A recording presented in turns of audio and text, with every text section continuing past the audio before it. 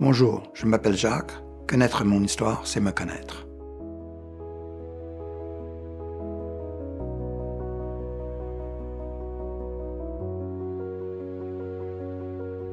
Je suis retraité, ça fait 10 ans que je suis retraité.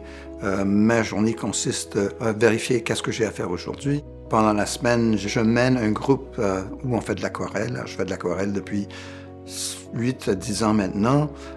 J'aime cuisiner. C'est moi qui fais la cuisine à la maison. Il faut faire attention. Je joue aux échecs, j'ai des jeux de société. J'ai organisé un groupe on se réunit les mercredis et les jeudis soirs. Et plus ou moins, c'est une semaine assez légère. La journée qu'ils m'ont dit que j'avais le cancer de vessie, c'était un gros choc. Je ne m'attendais pas à ça. Je ne savais pas quoi en faire. Ils m'ont expliqué que la meilleure chose, c'était de retirer ma vessie, une ablation complète. Et il y avait 3 solutions, mais dans les 3 cas, c'était on retire la vessie. C'était le grand choc. Je suis rentré chez moi, j'ai parlé à mon épouse, on a pleuré. La plus grosse question, c'était qu'est-ce qu'on va dire aux enfants? Est-ce qu'on leur dit ou on ne le dit pas? On a reçu des conseils et en fait, on leur a annoncé la nouvelle.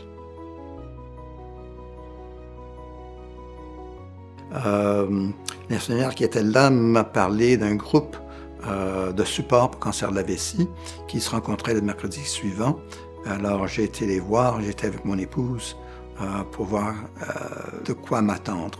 Et c'était des personnes dans la soixantaine, la soixante-dizaine qui avaient tous été atteints de cancer, qui avaient perdu leur vessie. Et ils me semblaient tous relax, confortables, avec une très bonne vie. Ils m'ont expliqué les pires des problèmes et ça nous a calmés, moi et mon épouse.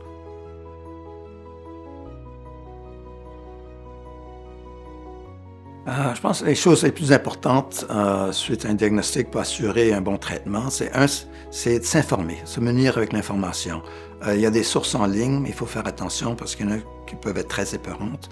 Mais il y en a d'autres, comme Cancer de la vessie du Canada, où on peut être mis en contact avec des volontaires qui ont passé par là, qui ont un vécu qu'ils peuvent partager et peuvent vous dire qu'est-ce qu'il faut demander au médecin et comment s'assurer d'avoir des réponses. Parce qu'on a droit à des réponses. Telles que, c'est quel genre de tumeur? Est-ce que c'est une tumeur agressive? C'est quoi la séquence des traitements? Est-ce qu'il y a la chimio impliquée? Est-ce que la chirurgie vient avant ou après? Est-ce qu'il y a d'autres traitements possibles? Ça, c'est des choses importantes à savoir parce que là, une fois que vous avez muni de l'information, vous serez moins nerveux, c'est certain.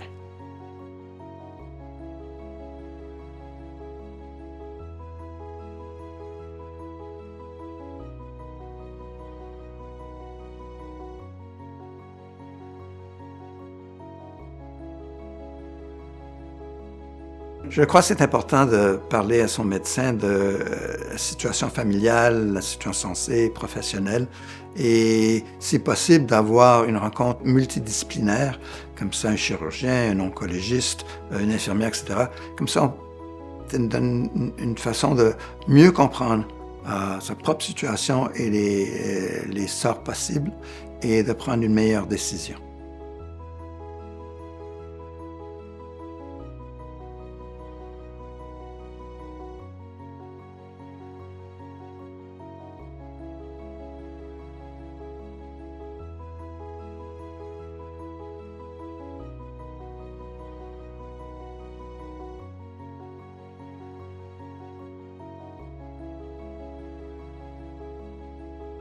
De recevoir un diagnostic de cancer, c'est pas la fin d'une vie, ça peut être le début d'une vie.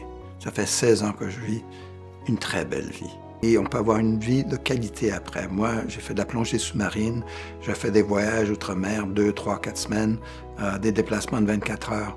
Ça ne nuit pas. Il faut avoir une attitude positive que la vie va être belle et aller avoir une belle vie. Une partie de mon histoire, c'est mon attitude positive. Il faut se rappeler que dans une première conversation avec le médecin, votre histoire est la vôtre. Vous avez l'opportunité d'être entendu.